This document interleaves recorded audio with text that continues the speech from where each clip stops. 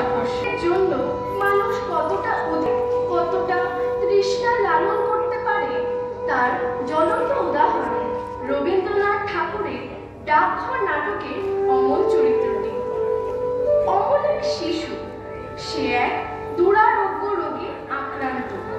কবিরাজের আদেশে সে আজ গৃহবন্দী, কিন্তু তার শিশু মন কোনো বাধা মানতে চায় না। প্রকৃতির ছোট ছোট বিষয়কে তার ছুঁয়ে দেখার অদম্য ইচ্ছা। বাইরের পৃথিবীর সূক্ষ্ম বিষয় সে যেন আনন্দ খুঁজে পায়। প্রকৃতি যেন তাকে দুহাত বাড়িয়ে ডাকে। শুরু হচ্ছে কবি রবীন্দ্রনাথ ঠাকুরের লেখা ডাকঘর নাটকের অংশবিশেষ। এই নাটকে আমরা অমলের সাথে আরো 3টি চরিত্রকে তুলে ধরেছি, দইয়ালা, প্রহরী এবং সুধা, যারা অমলকে ভালোবাসে, তার ভাবনাকে গুরুত্ব দেয়, তাকে সহানুভূতি দেয়। Amal is a small boy who is chronically ill. On account of his sickness, he is confined to his bed and he sits by his window by the local doctor's orders. He is a simple and innocent child with highly sensitive and imaginative mind. He makes friends with the passer-by, imparting to each of new zest for life. Now we are going to start with the part of the play Dakghar, written by poet Rabindranath Tagore. In this drama, we have presented 3 characters, Doyala, Prohori and Shudha, who adores Amol unconditionally and gives importance to his thoughts and sympathizes him for having good health in future.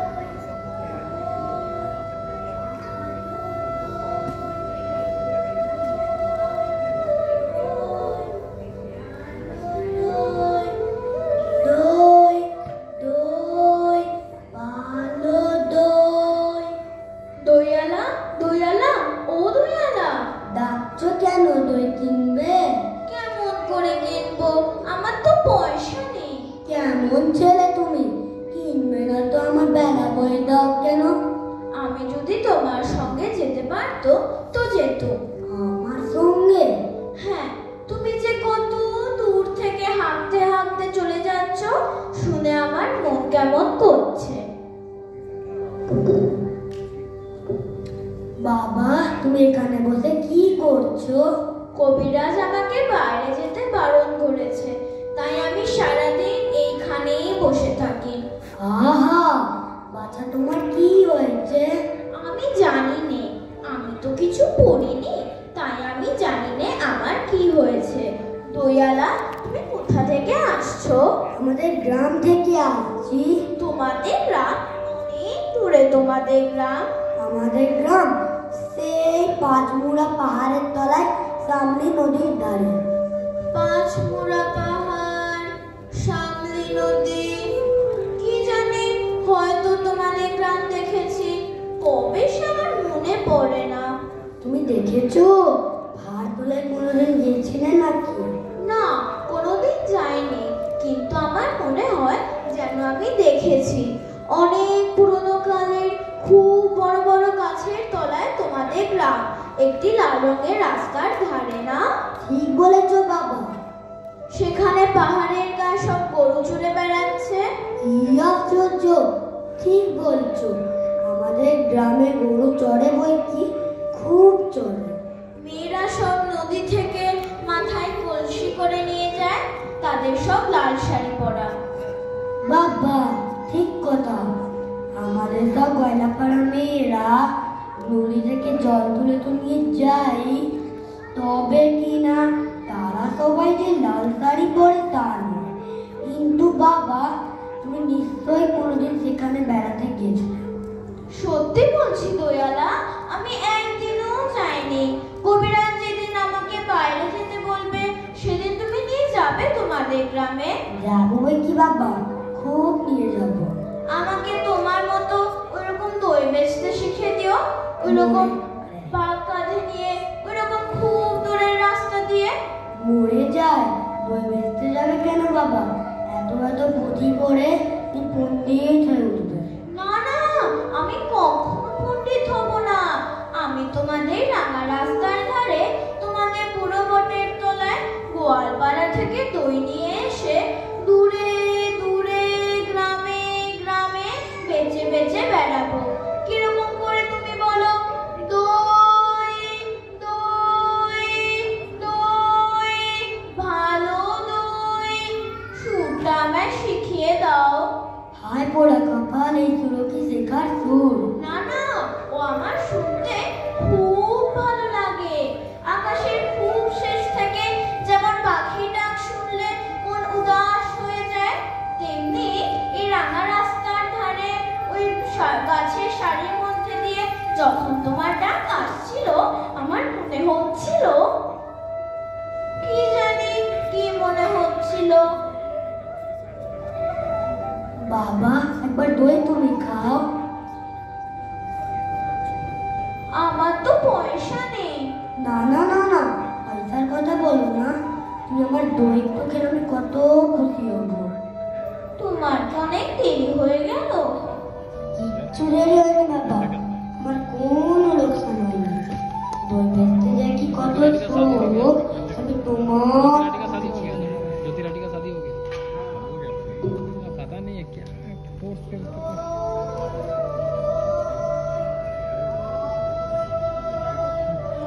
প্রহরী, একটি বাসনে যাও না। প্রহরী, ডাকাডাকি করছো কেন? আমাকে ভয় করো না তুমি? কেন? তোমাকে কেন ভয় করবো?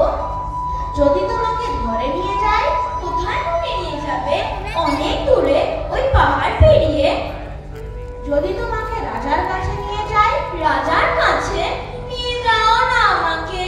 কিন্তু আমাকে যে কবিরাজ বাইরে যেতে বারণ করেছে, আমায় কেউ কোথাও ধরে নিয়ে যেতে পারবে না। আমাকে কেবল দিন রাত্রি এইখানেই বসে থাকতে হবে। কবিরাজ বারণ করেছে? আহা, তাই বটে। তোমার মুখ যেন সাদা হয়ে গেছে, চোখের কোলে কালি পড়েছে, তোমার হাত দুখানিতে শিরগুলি দেখা যাচ্ছে। তুমি ঘন্টা বাজাবে না প্রহরী? এখনো সময় হয়নি। কেউ বলে সময় হয়ে যাচ্ছে, কেউ বলে সময় হয়নি। আচ্ছা, তুমি ঘন্টা বাজিয়ে দিলেই তো সময় হবে। সময় হলে তবে আমি ঘন্টা বাজিয়ে দিই। বেশ লাগে তোমার ঘন্টা, আমার শুনতে ভারী ভালো লাগে।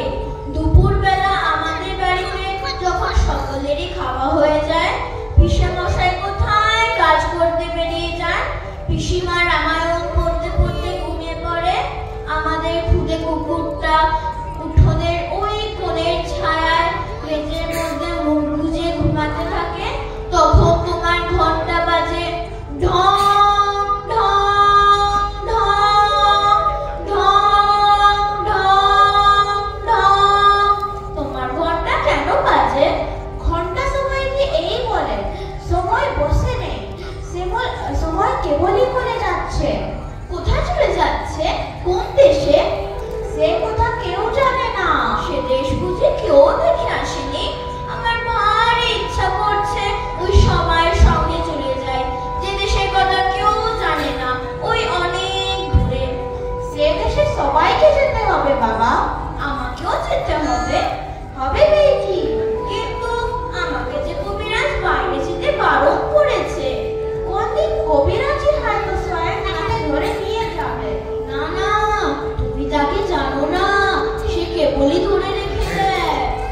তার চেয়ে ভালো কবিরাজ যিনি আছেন তিনি এসে ছেড়ে দিয়ে যান। আমার সে ভালো কবিরাজ কবে আসবে? আমার যেখানে আর বসে থাকতে ভালো লাগছে না। এমন কথা বলতে নেই বাবা। না, আমি তো এইখানেই বসে আছি। যেখানে আমায় বসিয়ে রেখেছে সেখান থেকে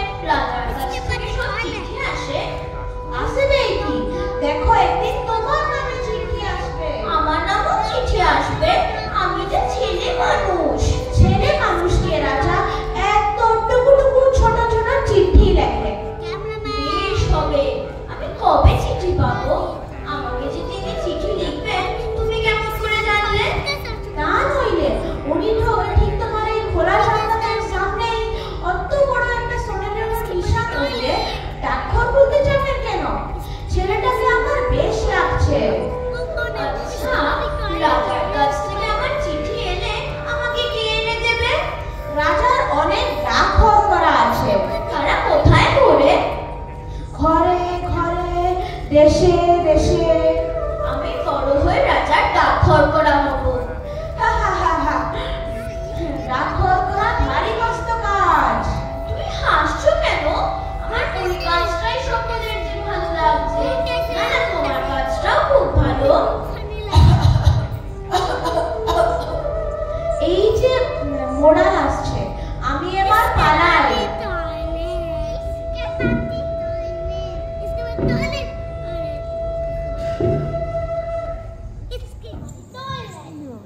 কে তুমি? মা ঝমঝম করতে করতে চলেছ, একটু দাঁড়াও না ভাই।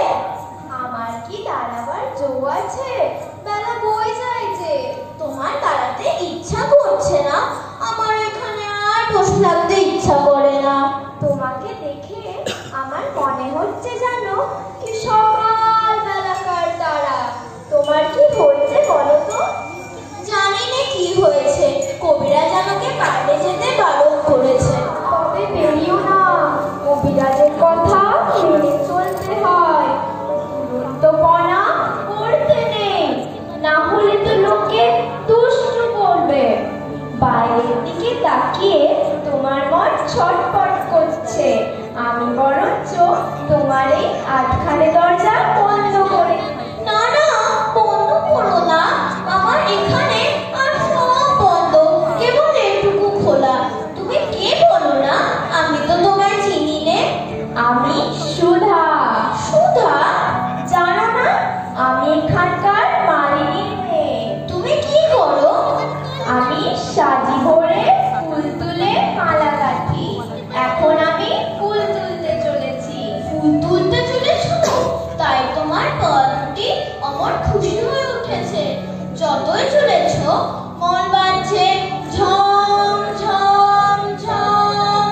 আমি যদি তোমার সঙ্গে যেতে পারতাম, তাহলে উঁচু ডালে যেখানে দেখা যায় না সেখান থেকে আমি তোমাকে ফুল পেড়ে দিতাম। তাই বলে কি? ফুলের খবর আমার চেয়ে বেশি নাকি তুমি জানো? জানি, আমি খুব জানি। আমি 7 ভাই